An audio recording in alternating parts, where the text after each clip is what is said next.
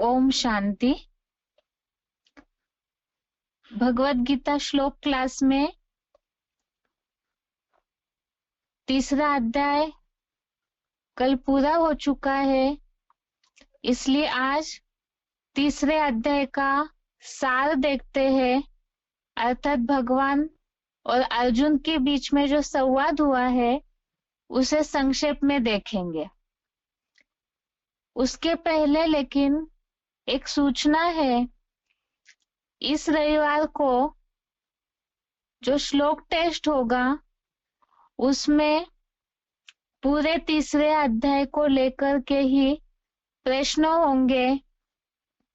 इसके अलावा आज के क्लास में तीसरे अध्याय का सार और अगले 2 दिन तक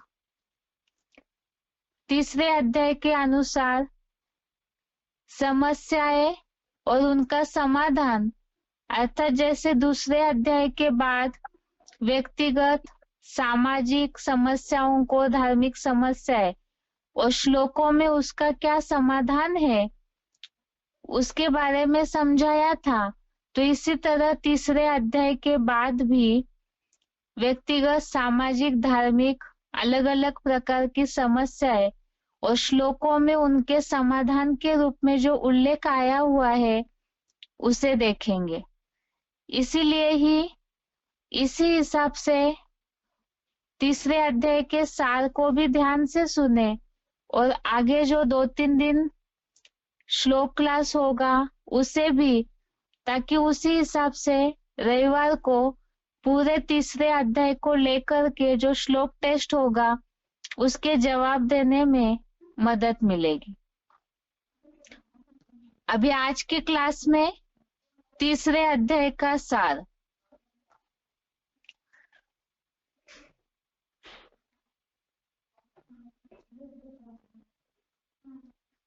तीसरा अध्याय है कर्मयोग नामक तीसरा अध्याय, जिसमें भगवान ने अर्जुन को कर्मयोग करते समय जो अलग अलग बातें संवाद के रूप में समझाई है, जैसे कर्म कैसे करना है, लोक संग्रह में रहते समय कैसे कर्म होने चाहिए, ज्ञानियों को कैसे कर्म करने हैं, ऐसे अलग अलग विषयों पर समझाया है। अभी पहले सार देखते हैं।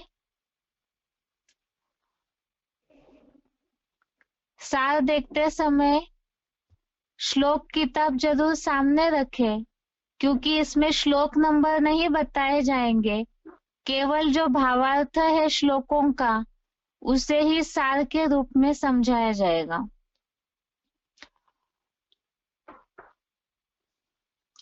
अर्जुन ने भगवान से कहा,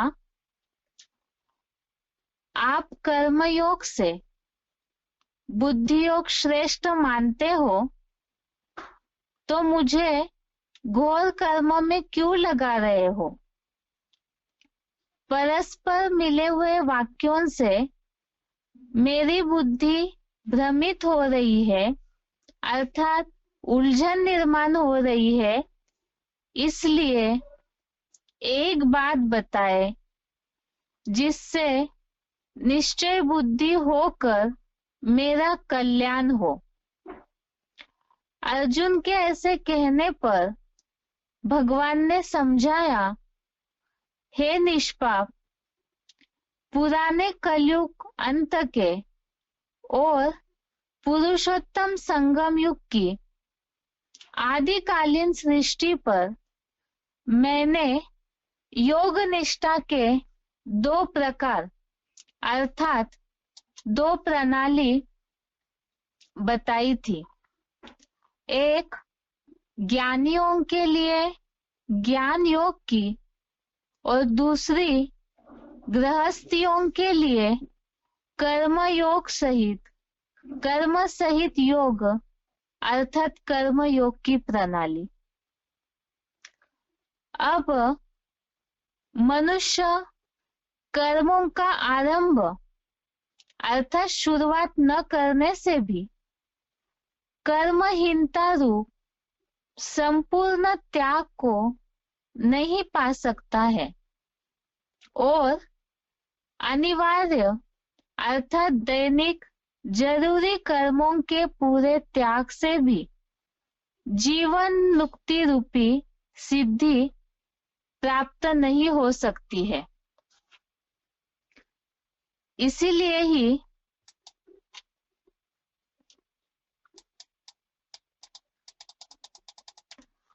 निसंदेह कोई भी व्यक्ति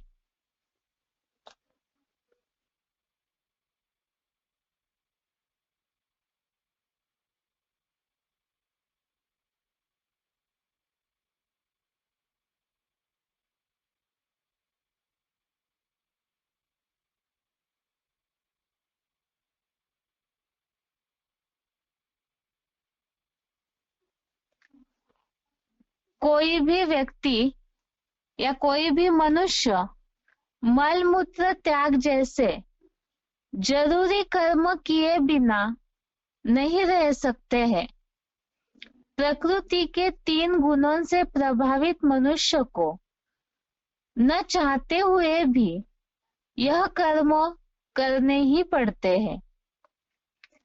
अनेक जन्मों की प्रबल इंद्रियों को जो महामूर्ख पुरुष जबरियन रोकते तो है, लेकिन इंद्रिय भोगों को मन के संकल्पों से याद करते हैं, उन्हें मिथ्याचारी अर्थात झूठा आचरण करने वाला कहा जाता है।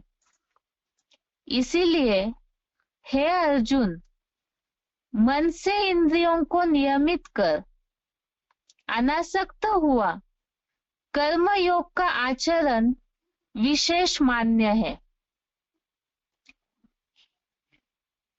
तू नियत अर्थात नैसर्गिक कर्मों को कर। कर्म न करने से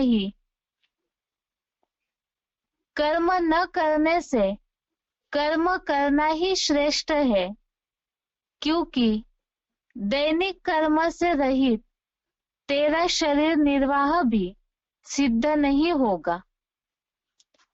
हे अर्जुन, यज्ञ कर्म के सिवाय इस संसार के दूसरे कर्म इस नरक लोक का कर्म बंधन हो जाते हैं।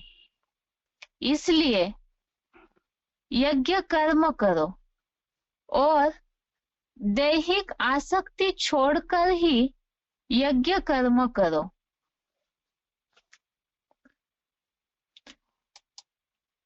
पुरुषोत्तम संगम अर्थात सृष्टि के आदि काल में प्रजापति ने यज्ञ और मानसी प्रजा को पैदा कर उन्हें यज्ञ सेवा से सत्व प्रधान सृष्टि की वृद्धि करने बोला।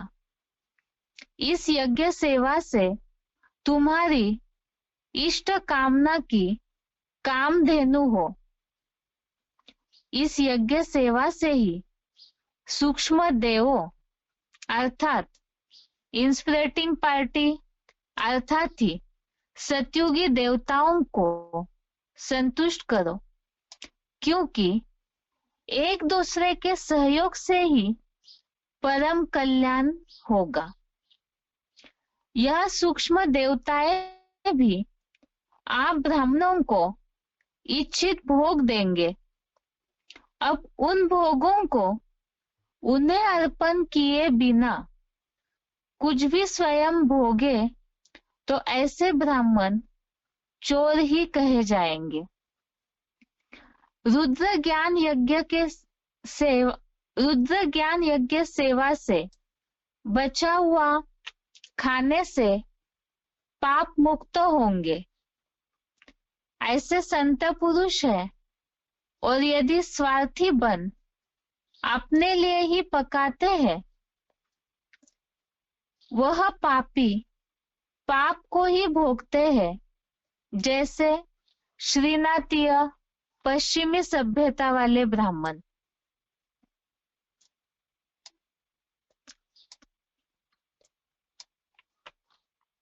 भोजन से प्राणी होते हैं, वर्षा से भोजन होता है, यज्ञ सेवा से वर्षा होती है। इस तरह कर्म से ही अविनाशी रुद्र यज्ञ उत्पन्न हुआ है। अर्थात ब्राह्मणों के द्वारा किए गए फलित कर्म से यज्ञ उत्पन्न हुआ है। यज्ञ सेवा से ज्ञान मंथन द्वारा ज्ञान वर्षा होती है। ज्ञान वर्षा से योग युक्त स्थिति द्वारा आत्मिक भोजन होता है। आत्म स्नेह रूप याद के भोजन से ब्राह्मण रूप प्राणियों की वृद्धि होती है। ऐसे सात्विक, राजसी, तामसी कर्मों को नंबरवार चौमुखी संगठित ब्रह्मा से उत्पन्न हुआ है। अधोमुखी ब्रह्मा अविनाशी अव्यक्त स्थिति वाले परम ब्रह्म से पैदा हुआ है। इसलिए ज्ञान यज्ञ में सर्वगामी संगठित हुआ चतुर्मुखी सूक्ष्म देह का अधोमुखी ब्रह्मा सर्वदा उपस्थित है, जो कि अर्जुन ध्वजा में हनुमान के रूप में कथाओं में दिखाया जाता है।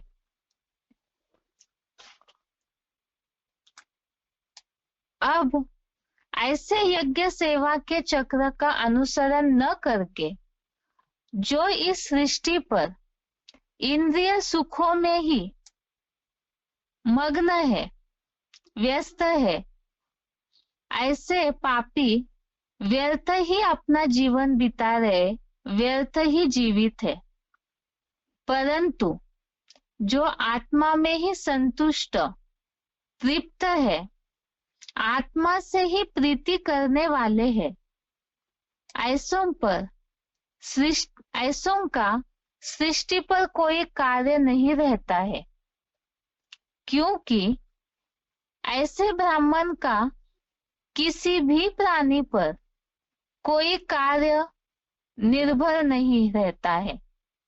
जैसे स्वर्ग में प्रकृति सब सुख देगी, सारे कार्य प्रकृति ही करेगी, और विनाश के समय ऐसे आत्मिक स्थिति वाले ब्राह्मणों की पालना स्वयं भगवान ही करते हैं। इसलिए ही अनासक्त होकर के निरंतर करने योग्य कर्म निरंतर करने से ही परम पद की प्राप्ति होगी।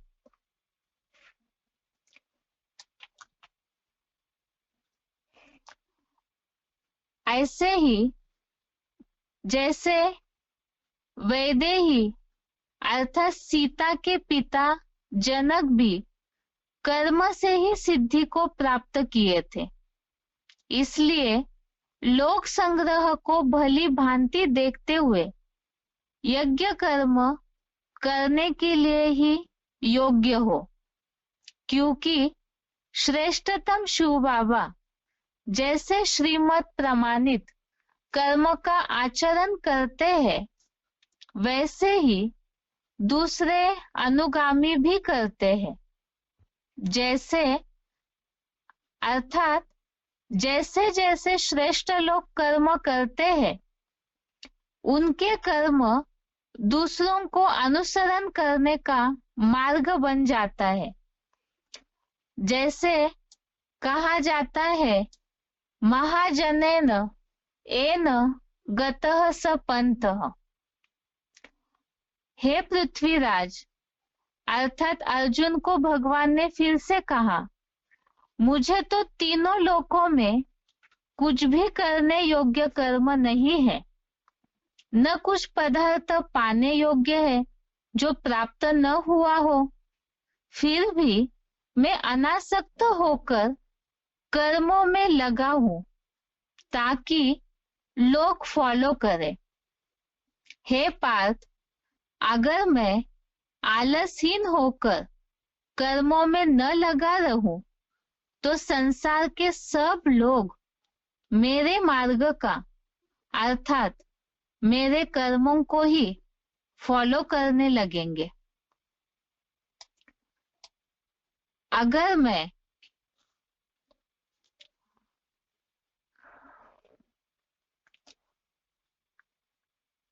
मैं विश्व नवनिर्माण हेतु श्रेष्ठतम संगठन बनाने का कार्य न करूं तो यह तीनों लोक नष्ट हो जाए और वर्ण संकर प्रजा अर्थात विधर्मी बढ़ेंगे और नौनाथीय ब्राह्मणों के संगठन के विनाश का भी मैं कर्ता बनूंगा।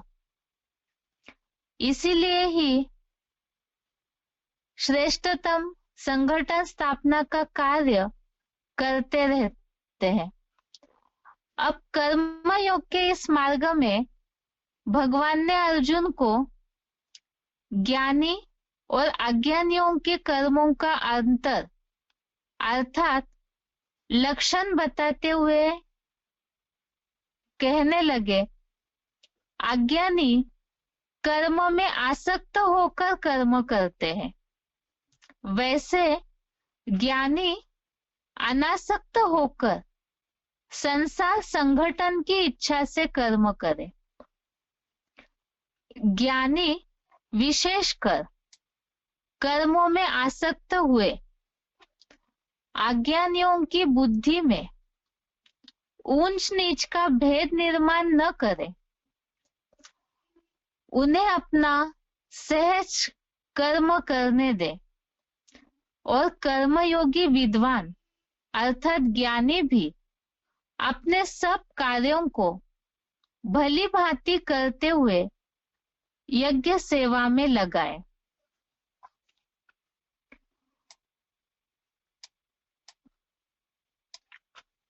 लेकिन अब ऐसे सब कार्य तो प्रकृति के गुणों के द्वारा ही किए जा रहे हैं, फिर भी अहंकार से विमूढ़ बने पुरुष में मैंपन आता है तो अहंकार से मैं ही करने वाला हूं ऐसे मानता है।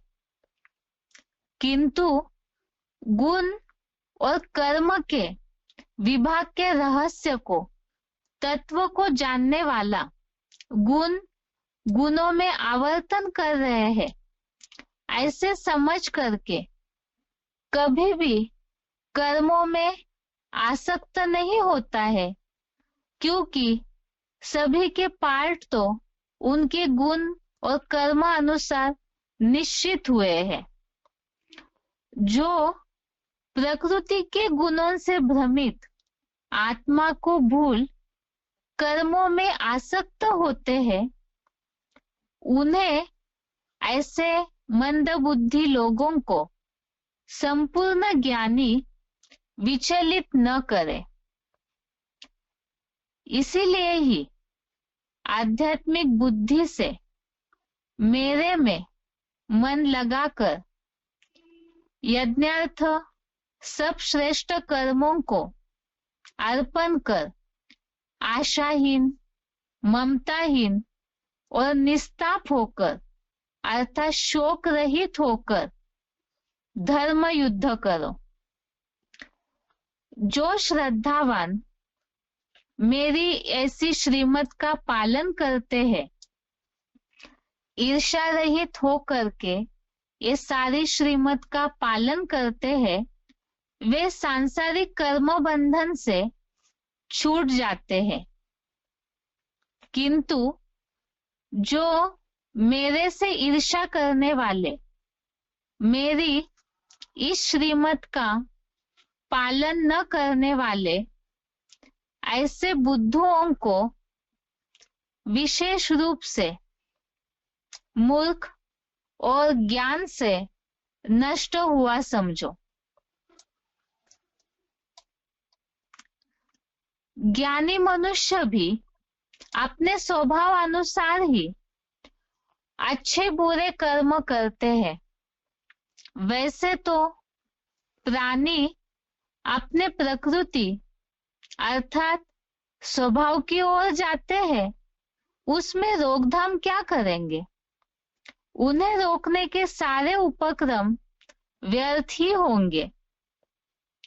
इंद्रियों का राग द्वेष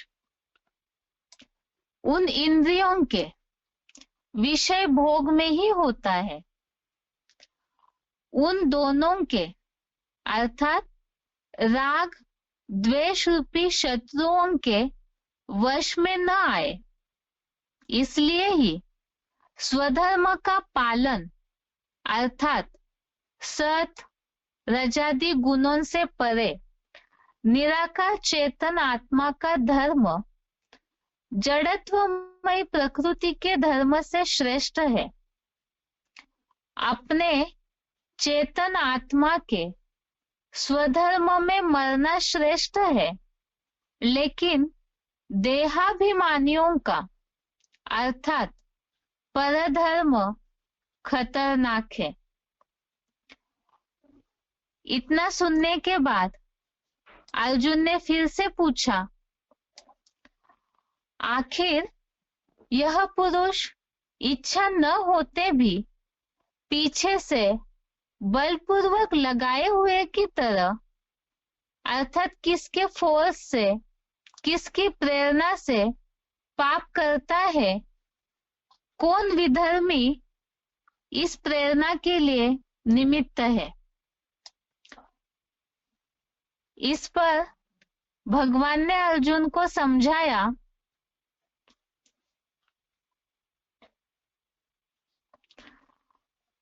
उत्तर देते हुए भगवान ने अर्जुन से कहा, द्वापर से रजोगुण से अर्थात देहभान से पैदा यह काम और यह क्रोध, यह दोनों विकार ही बड़ा पापी है और महाभोगी भी है। इस संसार में इन्हें ही वैरी समझो। जैसे काले धुएं से अग्नि, गंदे कर्म से मन रूप शीशा गर्भ थैली से ढका रहता है, वैसे ही भ्रष्ट काम विकार के कर्म से बुद्धि का ज्ञान ढका रहता है। कठिनाई से पूर्ति होने वाले और बढ़वा नल अर्थात सागर के बीच लगने वाली आग की तरह काम अग्नि से ज्ञान ढका रहता है। द्वापर से ही देहभान के कारण 10 इंद्रिया और अव्यक्त मन बुद्धि इस काम विकार का आश्रय स्थान कही जाती है, जो कि ज्ञानी के बुद्धिगत ज्ञान को ढककर मूढ़ अर्थात मूर्ख बनाता है।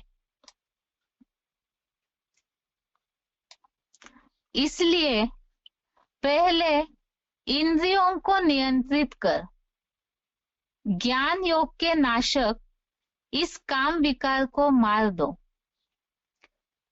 इंद्रियों को कहते हैं बड़ी प्रबल है, मन इंद्रियों से भी प्रबल है, मन से प्रबल बुद्धि है, लेकिन जो बुद्धि से परे है वह बुद्धिमानों की बुद्धि परमात्मा सदाशिव ज्योति ही है।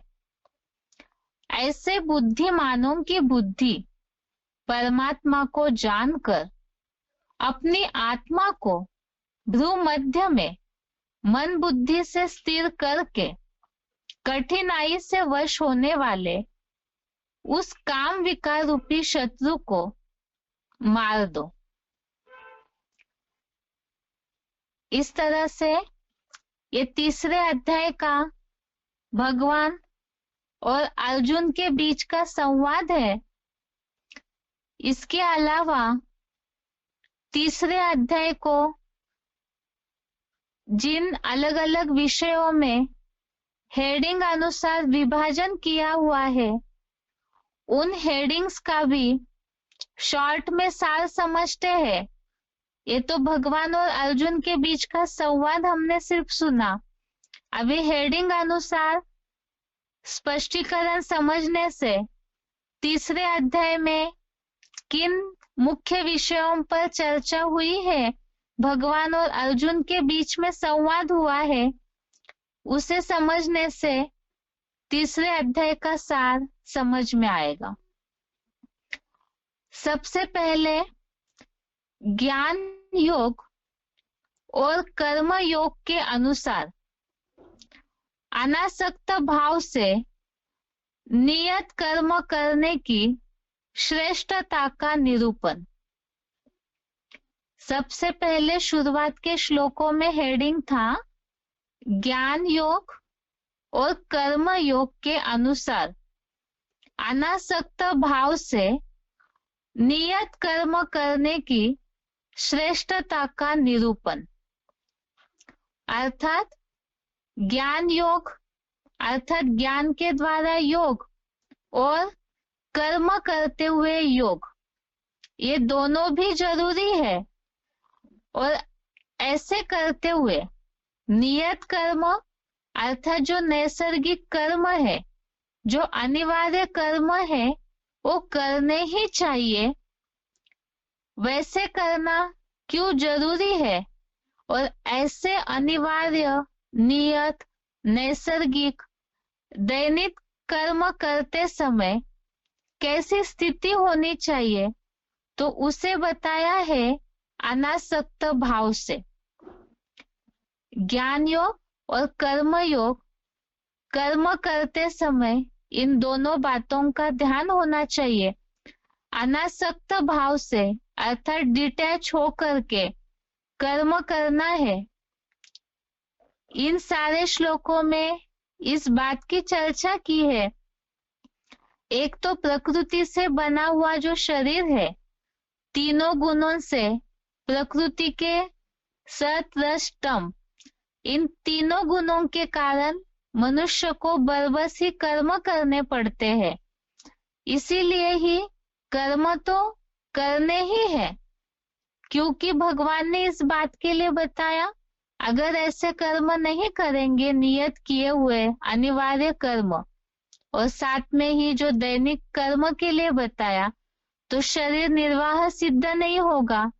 अनिवार्य कर्म किए बिना, जैसे मल मूत्र त्याग आदि, उससे भी क्षण भर भी कोई व्यक्ति रह नहीं सकता है।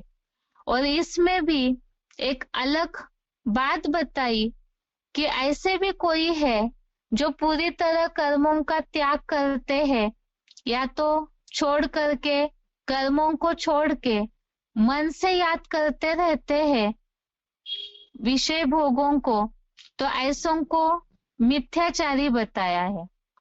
इसीलिए इस हेडिंग के श्लोकों का सार भगवान ने बताया, मन से इंद्रियों को नियमित करके अनासक्त होकर के कर्म योग का आचरण करें।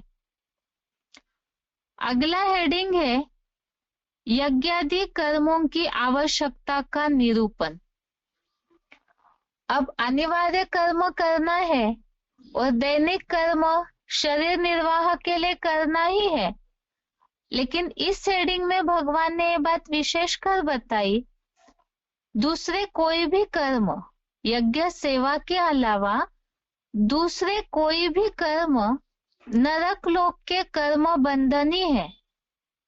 अर्थात ही जैसे पॉइंट्स हमने बहुत से मुरलियों के सुने थे इन श्लोकों के संबंधित, कि जो भी ऐसे शरीर निर्वाह का धंधा तो करना ही है, लेकिन इसमें भी वो तो आसुरी सेवा हो जाती है।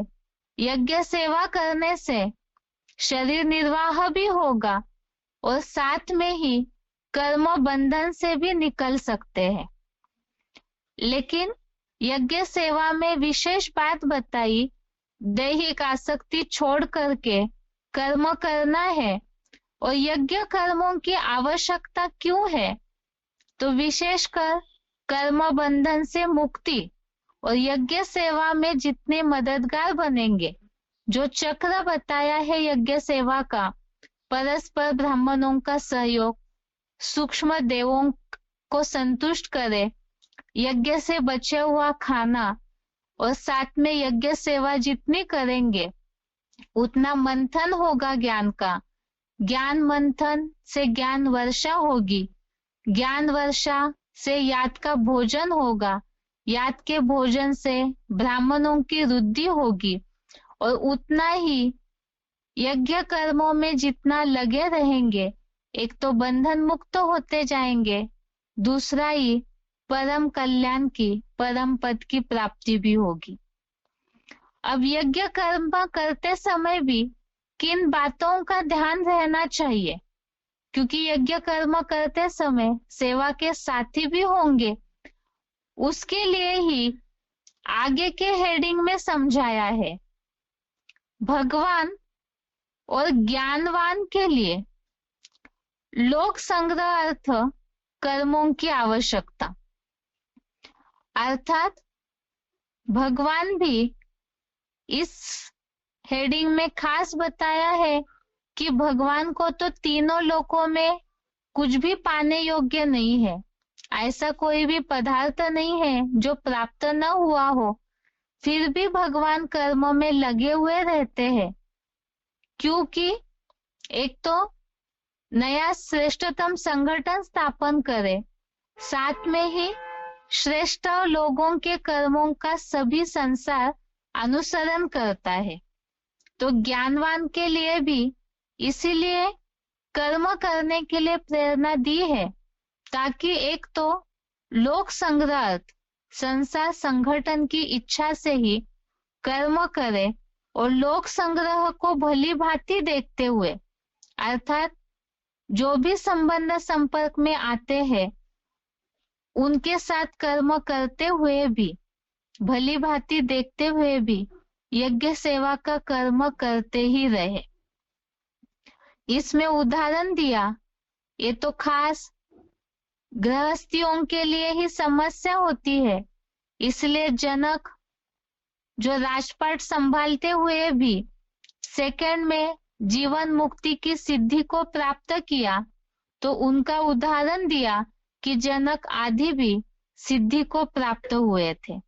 इसीलिए ही जैसे भगवान कर्म करते हैं अनासक्त होकर के संसार संगठन की इच्छा से, इसी तरह से ज्ञानवान भी लोक संग्रह अर्थ संसार संगठन की इच्छा से कर्म करते रहे। आगे के हेडिंग में अज्ञानी और ज्ञानवान के लक्षण तथा राग द्वेष से रहित होकर कर्म करने के लिए प्रेरणा।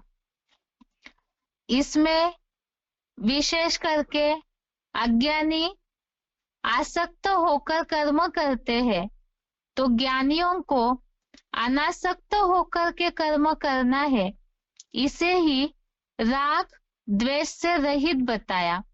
अनासक्त अर्थात राग अर्थात आसक्ति पॉजिटिव रूप में, जैसे कोई बहुत अच्छे लगते हैं, और द्वेष अर्थात कोई बुरे लगते हैं, घृणा आती है तो उनसे दूर होने की कोशिश करते हैं। भगवान इन दोनों को भी आसक्ति के रूप में ही समझते हैं, इसीलिए ही राग द्वेष से रहित होकर कर्म करने के लिए प्रेरणा। इसमें जैसे कि अपने प्रति भी मैं करता हूं ऐसा अहम नहीं आना चाहिए, और जो भी अज्ञानी संबंध संपर्क में है तो उनके प्रति भी ये भावना हो, उन्हें विचलित न करे, उनको उनका सहज कर्म करने दे। क्योंकि उनके बुद्धि में ऊंच नीच का भेद निर्माण करेंगे तो उससे भी कहीं ना कहीं उनकी अवस्था हिल जाती है।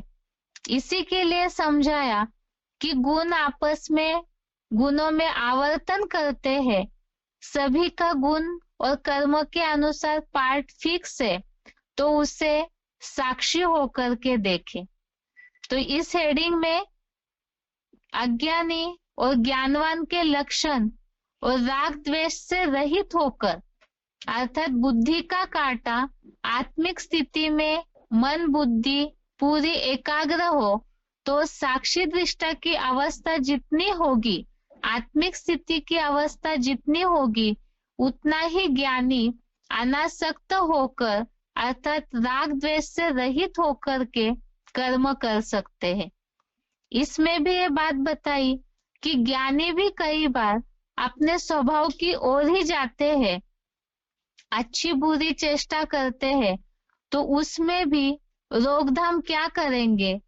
ऐसे समय में भी बताया कि ऐसे सभी के पार्ट को, सभी के कर्मों को साक्षी होकर के ही देखे, केवल जहां जो बात रिपोर्ट अनुसार देनी है उसे दे। आगे ये तो सारी बातें हो गई स्वभाव संस्कार के अनुसार किस तरह से बैलेंस होकर के कर्म करना है और केवल संसार संगठन की इच्छा से ही कर्म करने की बातें, कर्म छोड़कर कर्मों से दूर न भागे और नरक लोक के कर्म बंधन होते हैं, इसलिए यज्ञ सेवा का कर्म जिससे परम पद की प्राप्ति होती है, ये सारी बातें समझाई। अब इसके बाद देहभान आने के कारण स्वभाव संस्कारों से भी नीचे उतरकर जो विकारी भावनाएं आती है, जो बुद्धि को मूढ़ बनाती है मनुष्य को, अर्थात नष्ट कर देती है मनुष्यों को, उसके बारे में भी बताया है।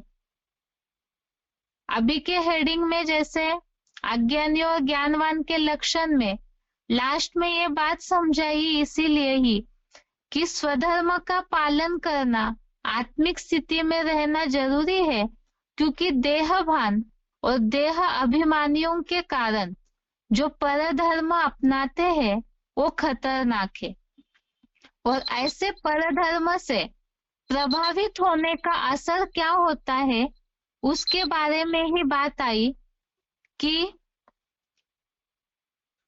काम के निरोध का विषय। तो परधर्म से प्रभावित होकर के ही विकारी भावनाएं आने लगती है, इसीलिए ही काम के निरोध के विषय में क्या क्या होता है, बुद्धि कैसे मूढ़ हो जाती है और इस काम विकार को, उससे निर्माण होने वाले क्रोध को रोकने के लिए क्या करना है उसका उपाय ही बता दिया। पहले तो इंद्रियों को नियंत्रित करे और उसके बाद मन बुद्धि भी उसी से नियंत्रित होगी। मन बुद्धि सूक्ष्म है, बुद्धि से भी सूक्ष्म है परमात्मा। उस परमात्मा को पहचान कर अपनी आत्मा में मन बुद्धि को एकाग्र कर इस काम विकार रूपी शत्रु को मार सकते हैं। तो समस्या भी बता दी, उसका कारण भी बताया कि इस काम विकार के कारण जीवन नष्ट हो जाता है, इसीलिए उसका उपाय बता दिया। पवित्र बने और योगी बने, अर्थात विकारी भावनाओं को छोड़ दे और उसके लिए परमात्मा को पहचान करके मन बुद्धि को एकाग्र कर याद करे। ये है तीसरे अध्याय का सार। एक बार दोबारा एक सूचना फिर से रिपीट करते हैं जो क्लास के शुरुआत में बताई थी। आज तीसरे अध्याय का सार पूरा हुआ है। अगले 2 दिन के क्लास में तीसरे अध्याय के संबंधित श्लोकों से समस्याएं और उनका समाधान, इसका विवरण होगा। रविवार के श्लोक टेस्ट में पूरे तीसरे अध्याय पर आधारित ही प्रश्न होंगे, इसीलिए उसी हिसाब से तीसरे अध्याय को अच्छी तरह से पढ़ें। अभी आगे बेसिक कोर्स।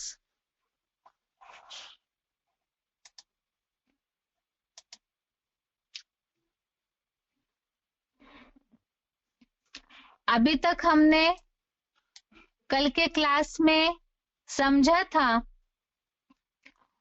कि सतयुग और त्रेता युग मिलाकर स्वर्ग कहा जाता है और द्वापर युग कलयुग मिलकर के नरक कहा जाता है। देह अभिमानी बने आत्मिक स्थिति है तो स्वर्ग है, और देह अभिमान आया तो तब से द्वापर युग शुरू हुआ। इस बात को कई लोग दुनिया में इस बात को समझने के लिए तैयार नहीं होते हैं कि इसी सृष्टि पर ही देवताएं भी होते हैं और असुर भी होते हैं, जिसके बारे में ही हमने 16वें अध्याय का 16वां श्लोक, अध्याय 16 का श्लोक नंबर 16 देखा था, जिसमें भगवत गीता में स्पष्ट उल्लेख है कि दोनों प्रकार के प्राणियों की सृष्टि यहाँ पर ही होती है। देव और असुर दोनों यहाँ ही होते हैं। इसीलिए ही भगवत गीता में देवताएं और असुर दोनों के गुणों का वर्णन भी 16वें अध्याय में बताया है। तो ये दोनों का वर्णन है, अर्थात दोनों प्रकार के गुण और अवगुण धारण करने वाले इसी सृष्टि पर ही होने चाहिए। फिर ये जो बात उठती है कि देवताएं ऊपर है और असुर नीचे पाताल में है, इसका मतलब क्या है? अर्थात ही स्वर्ग ऊपर अर्थात कोई आसमान में नहीं, ये ऊंची अवस्था की बात है। आत्मिक स्थिति में रहने वाले देवताओं की बुद्धि धरनी रूपी देहभान रूपी मिट्टी को छूती ही नहीं है। वो ऊंचे गुण वाले, ऊंची अवस्था वाले रहते हैं। उनके विचारों में कोई ऐसे निम्न विचार आते ही नहीं है, तो इसीलिए देवताओं को स्वर्ग में कहा है। और पाताल अर्थात नरक लोक, असुर, ये हमेशा ही ऐसे विकारी भावनाओं वाले कर्म करते हैं। देह भान की मिट्टी में ही उनकी बुद्धि अटकी हुई रहती है, तो ऐसे नीच कर्म करने वालों को ही असुर कहा है। ये दोनों भी सृष्टि यहाँ इसी सृष्टि पर, इसी पृथ्वी लोक पर है। इसका प्रूफ और दूसरा कि हर धर्म वाले स्वर्ग को और नरक को मानते हैं, जिसके नाम हमने कल देखे थे। हिंदुओं में स्वर्ग को वैकुंठ कहा जाता है, क्रिश्चियंस हेवन कहते, मुसलमान जन्नत कहते। और नरक भी इसी सृष्टि पर है, इसीलिए हिंदुओं में नरक, क्रिश्चियंस में हेल और मुसलमान लोग नरक को दोजक कहते हैं। इन बातों से तो ये बात समझ गए कि सृष्टि पर इसी दुनिया में ही देवताएं और असुरों की सृष्टि होती है। अब भगवत गीता में ऐसे प्रूफ भी आया है, भगवान आकर के तो ये बात समझाते ही है। हिस्ट्री में, वर्ल्ड की हिस्ट्री में, इस सृष्टि चक्र की हिस्ट्री में, मनुष्यों की इस जन्मों की कहानी में भगवान ये आकर के समझा ही रहे हैं कि विकारों के कारण ही ये दुनिया नरक बनती है। और जब अच्छे गुण धारण करते हैं, स्थिति ऊंची उठती है, तो ये दुनिया स्वर्ग कहला रही थी। इसी का उल्लेख भगवत गीता में आया है। आखिर ये स्वर्ग की सुखमय सृष्टि से नरक कैसे बनी है दुनिया? आखिर ऐसा कौन सा गेट खुल जाता है, कौन सा दरवाजा खुल जाता है, जिससे कि ये स्वर्ग से दुनिया दुख की ओर, नरक की ओर चली गई? इसका उल्लेख भगवत गीता में आया है। 16वें अध्याय का 21वां श्लोक, अध्याय 16 श्लोक नंबर 21। श्लोक है, त्रिविधम नरकस्य इदम द्वारम नाशनम आत्मनः कामः क्रोधः तथा लोभः तस्मात् एतत् त्रयं त्यजेत्। अर्थात यह श्लोक में हाईलाइट किए हुए शब्द है त्रिविधम नरकस्य द्वारम कामः क्रोधः लोभः।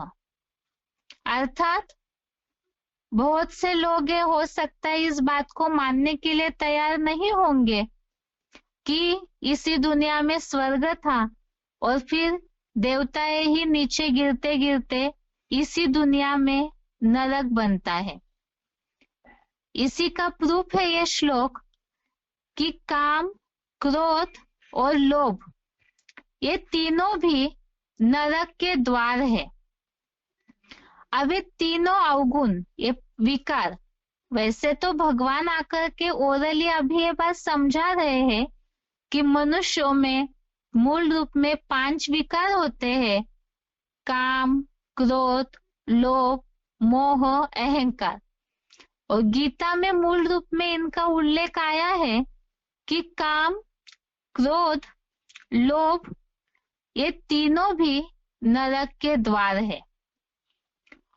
अब जो भी जिज्ञासु इस दुनिया में रह रहे हैं सभी इस बात को तो जानते ही है कि काम, क्रोध, लोभ ये तीनों भी मनुष्यों में ही दिखने में आते हैं। परसेंटेज कम ज्यादा हो सकता है, लेकिन काम विकार की भावना, उसकी पूर्ति न होने पर आने वाला भयंकर क्रोध, कोई भी प्रकार की कामनाएं, इच्छाएं पूरी न होने पर आने वाला क्रोध और क्रोध से होने वाला नुकसान, इससे तो सभी मनुष्य परिचित है। और लोभ, लोभ तो परसेंटेजली सभी में ही रहता है, कोई में रॉयल रूप का लोभ, कोई में भयंकर रूप का लोभ, और ये तीनों भी नरक के द्वार है। अब इस दृष्टि पर मनुष्य है और मनुष्यों में ही यह अवगुण या विकार पाए जाते हैं, इसका मतलब यह सृष्टि ही नरक है। अर्थात अभी तक हमने जैसे समझा कि देवताएं ही नीचे गिरे, द्वापर युग आया तो देहभान से विकार आए और विकार आते ही मनुष्य बन करके पाप कर्म होने लगे और दुख, अशांति की शुरुआत हुई।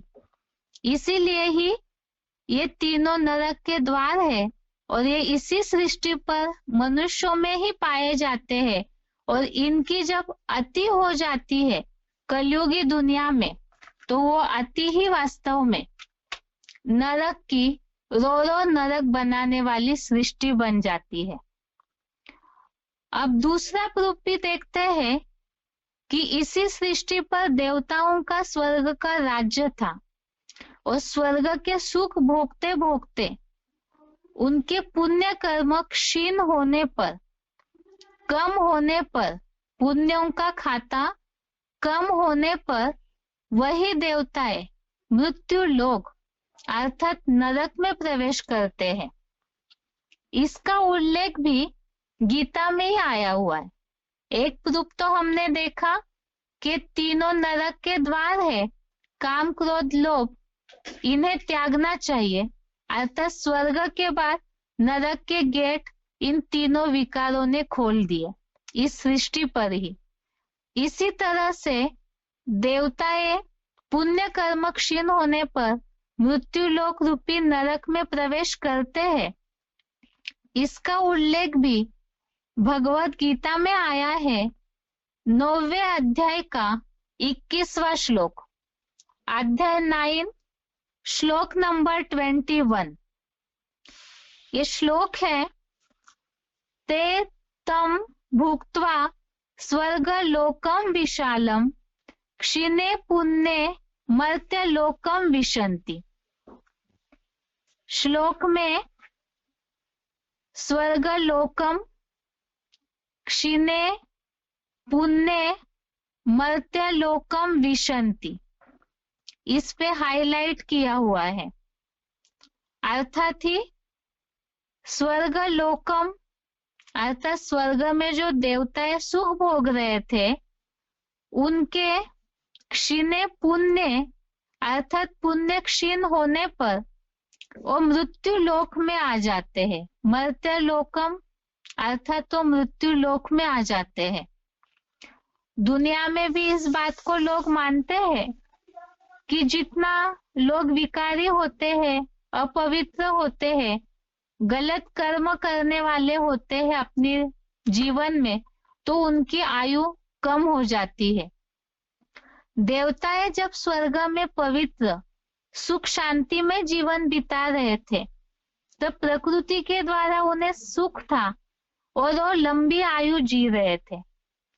लेकिन सुख भोगते भोगते जब नीचे उतरते गए, जन्म मरण का चक्र पार होते गया, तो त्रेतायुग खत्म होते ही जैसे द्वापर आया, उनके पुण्य कर्म क्षीण हो गए, वैसे ही द्वापर से मृत्यु लोक की शुरुआत हुई, अर्थात ही नरक लोक की शुरुआत हुई। नरक का अर्थ हमने पहले भी समझा है।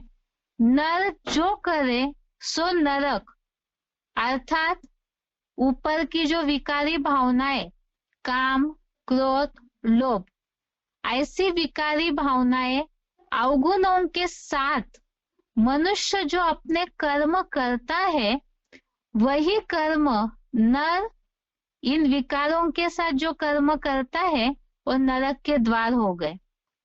इस तरह से ही ये बात सिद्ध हो जाती है कि देवताएं स्वर्ग और नरक असुरों का इसी सृष्टि पर है, ऊपर या नीचे नहीं। यहाँ पर इसी सृष्टि पर ही स्वर्ग भी है और नरक भी है। और इसी बात को ही, स्वर्ग को ही ब्रह्मा का दिन कहा है। सतयुग और त्रेतायुग मिल करके ब्रह्मा का दिन कहा जाता है, और द्वापर युग और कलयुग मिलकर के ब्रह्मा की रात। कैसे? दिन अर्थात ही उजाला, रोशनी होती है जहां पर, और रात अर्थात ही अंधियारा, जहां दुखी दुख होते हैं। ये समय ही वास्तव में भगवत गीता में उल्लेख किया हुआ है। शास्त्रों में जिसे ब्रह्मा का दिन और ब्रह्मा की रात कहते हैं, तो वो समय कौन सा है, उसका प्रूफ भी एक बार श्लोकों के आधार से देखते हैं। गीता में वैसे स्पष्ट रीति से युगों का उल्लेख तो नहीं आया है कि ये जो दिन है या रात है वो वास्तव में कौन से युग की बात है या किस पर्टिकुलर समय की बात है। ये श्लोक हमने पहले भी देखा था, 8वें अध्याय का 17वां श्लोक, अध्याय 8 श्लोक नंबर 17, जिसमें इस बात का उल्लेख आया है दिन और रात का। श्लोक है, सहस्र युग पर्यंतम अहर्यत ब्रह्मणो विदु रात्रिम युग सहस्रांताम तेहो रात्र विदो जनाः। इसमें जो शब्दों में हाईलाइट किया हुआ है, सहस्र युग पर्यंतम अहर्यत ब्रह्मणो और रात्रिम युग सहस्रांताम तेहो रात्र। इसमें जो शब्दों में हाईलाइट किया हुआ है, अर्थात सहस्र युग पर्यंतम अहर्यत ब्रह्मणो, अहर्यत अर्थात दिन, और रात्रिम युग सहस्रांताम, इसमें रात। तो यहाँ पर आधा समय ब्रह्मा का दिन और उतना ही समय ब्रह्मा की रात होती है। जो युग सहस्र और सहस्र युग पर्यंतम, इस तरह से जो उल्लेख आया है सहस्र का, रात्रि के पहले रात्रि के शब्द में भी सहस्र शब्द आया है और अहर्यत में भी सहस्र युग पर्यंतम, इस तरह से श्लोक में समान शब्द आए हैं, अर्थात ब्रह्मा का दिन और ब्रह्मा की रात का समय समान है, ये उल्लेख तो है, लेकिन ये बात कब की है, कहाँ की बात है, इसका स्पष्ट उल्लेख नहीं है।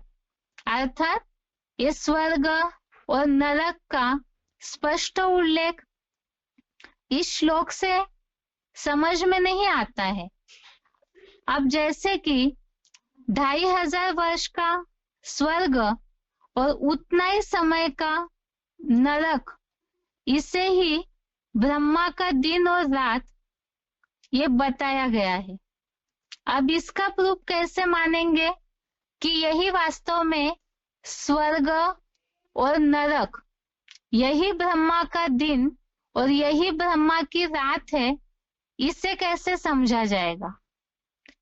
तो उसके ही नीचे के श्लोक में 8वें अध्याय का 18वां श्लोक, अध्याय 8 का श्लोक नंबर 18 में श्लोक है, अव्यक्तात् व्यक्तः सर्वा प्रभवन्ति अहरागमे रात्र्यान्ते प्रलीयन्ते तत्रैव अव्यक्त संज्ञके। इसमें जो बात आई है कि दिन आने पर प्राणी अव्यक्त धाम से सृष्टि पर आते हैं और रात के अंत में उसी धाम में प्राणी लीन हो जाते हैं। ऊपर के श्लोक में दिन और रात समान है, ऐसा उल्लेख आया है। अब ये दिन किस पर्टिकुलर समय को दिखाता है, उसका उल्लेख 18वें श्लोक में आया है कि दिन आने पर प्राणी अव्यक्त धाम से सृष्टि पर आते हैं। अर्थात ही दिन की शुरुआत हुई तो अव्यक्त धाम से, परम धाम से प्राणी सृष्टि पर आए, तो ये दिन की शुरुआत हुई। और रात्रि के अंत में, ऊपर के श्लोक में रात्रिम युग सहस्रांतम, अर्थात रात्रि का समय भी बराबर है, लेकिन वो रात कब की है, तो उसमें अभी के श्लोक में आया कि रात के अंत में उसी धाम में प्राणी लीन हो जाते हैं। दिन और रात बराबर है, ये समझ में आया। दिन की शुरुआत हुई तो प्राणी सृष्टि पर आए, रात के अंत में प्राणी ऊपर चले गए, ये भी समझ में आया। तो इसके पहले हमने इन बातों का उल्लेख देखा था कि दिन की आदि, दिन की शुरुआत अर्थात सृष्टि की शुरुआत और रात्रि का अंत अर्थात सृष्टि का अंत, अर्थात ये सृष्टि का पूरा एक चक्र हो गया। इसे हमने पहले भी समझा है, दिन शुरू हुआ और रात अंत हो गई, अर्थात पूरा एक दिन का चक्र पूरा हुआ। जैसे एग्जाम्पल के लिए इस सृष्टि का 24 घंटे का पूरा एक दिन, तो इसी तरह से यह दिन की शुरुआत और रात्रि का अंत अर्थात सृष्टि का एक चक्र पूरा हो गया। अब अभी तक जो हमने समझा है, सतयुग त्रेतायुग ही दिन है और द्वापर कलयुग ही रात है, इसे भी हमने विस्तार से समझा है कि दिन अर्थात क्या।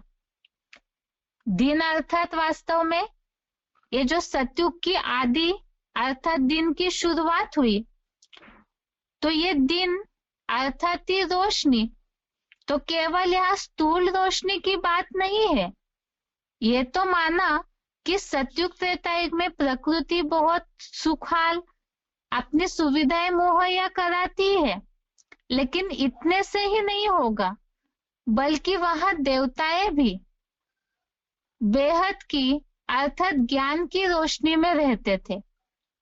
इसे हमने समझा है, आत्माएं सतयुग में कला संपन्न थी, स्वर्ग में ऊंची कलाओं वाले जो देवताएं हैं, कला अर्थात ही आत्मा के शक्ति का आत्मा के आत्मिक स्थिति का रोशनी का नाप है। तो दिन अर्थात ही रोशनी, अर्थात वह आत्मा ज्ञान संपन्न थी, तो ये आत्मिक स्थिति में रहने की दिन की निशानी हो गई सतयुग त्रेतायुग। और रात्रि अर्थात ही अंधकार, तो इसे भी हमने युगों की बातों को समझते हुए समझा है कि यहाँ पे रात अर्थात अंधकार और अंधकार अर्थात अज्ञान, कलाएं जैसे ही नीचे उतरी आत्मा की, जैसे कि अमावस्या की शुरुआत हुई, अंधकार आने लगा, तो ये अज्ञान का अंधकार है। देहभान आया तो देहभान के कारण विकार आए, और विकारों के कारण मनुष्य अज्ञान अंधकार में जाने लगे।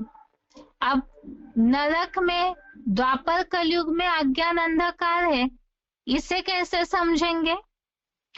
जैसे अंधेरा होता है तो सभी लोग रास्ता ढूंढते रहते हैं, पूरा घोर अंधेरा है तो आगे का किसी को कुछ भी नहीं दिखाई देगा, ठोकरे खाते रहेंगे।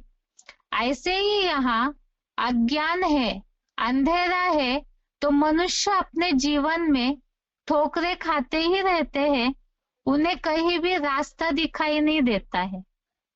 इसे हम प्रैक्टिकल जीवन के उदाहरण से समझते हैं। जैसे ही दुखी हो जाते हैं मनुष्य, अज्ञानी है तो दुखी है क्योंकि समझ नहीं है, और दुखी होने के कारण भक्ति मार्ग में जाते हैं, कई सत्संग में जाते हैं, मंदिरों में जाते हैं, वैरायटी लोगों के पास जाते हैं, वैरायटी मेडिटेशन करते हैं, ताकि कहीं ना कहीं से मन एकाग्र हो जाए, थोड़ा सा तो राहत मिले मन के भटकने से, दुखों से, अशांति से। तो ये जो अलग अलग प्रकार का सहारा ढूंढते हैं मनुष्य सुखी होने के लिए, दुख से, अशांति से, रोगों से मुक्ति पाने के लिए, तो यही वास्तव में ठोकरे खाना है। अगर खुद की आत्मा में इतनी शक्ति होती तो मनुष्यों को दर दर के ठोकरे खाने की, अनेकों के आगे माथा झुकाने की आवश्यकता ही नहीं होती। तो इसीलिए ही स्वर्ग में सुखी होते हैं मनुष्य और नरक में दुखी होते हैं, अज्ञान अंधकार में ठोकरे खाते हैं। इसी के लिए बोला हुआ है कि सुख दुख का खेल है, आधा समय सुख और आधा समय दुख। जैसे दिन और रात समान भागों में बटा हुआ है, 12 घंटे का दिन तो 12 घंटे की रात होती है। इसी तरह से यह सृष्टि में भी सतयुग त्रेतायुग सुख का समय है और द्वापर कलयुग दुख का समय है। और अगर दुखी न हो तो सुख की वैल्यू कैसे होगी? इसीलिए ही ये प्रकृति का नियम बना हुआ है, आधा समय दुख और आधा समय सुख का ये खेल है। आज के क्लास में हमने समझा कि स्वर्ग से नरक के द्वार खुल जाते हैं, गेट खुलता है विकारों के कारण, और इसी दुनिया में ही देवताएं ही स्वर्ग में सुखी थे, पुण्य क्षीण होने पर नरक में उतरते हैं, मृत्यु लोक में आते हैं। उसके लिए प्रूफ वाला श्लोक देखा। और ब्रह्मा का दिन और रात का जो शास्त्रों में उदाहरण बताया जाता है, तो वास्तव में वो कोई ऊपर नीचे कोई अलग जगह की बात नहीं है। इसी सृष्टि पर ही ब्रह्मा का दिन और ब्रह्मा की रात है। तो दिन अर्थात सतयुग त्रेतायुग रूपी स्वर्ग और रात अर्थात अज्ञान अंधेरा रूपी विकारों से ग्रसित द्वापर कलयुगी रात। इस तरह से भगवत गीता क्लास में बेसिक कोर्स यहाँ तक ही। आगे के क्लास में देखते हैं कि कलयुग पूरा हो गया, अभी सृष्टि का क्या होगा? क्या सृष्टि पूरी नष्ट हो जाएगी? ये आत्माओं का क्या होगा? ये कहीं लीन हो जाती है आत्माएं या नष्ट हो जाती है, या इनका क्या होगा? सृष्टि के परिवर्तन का क्या होगा? ये सारी बातों को अगले क्लास में देखते हैं। आज के लिए यहाँ तक ही। ओम शांति।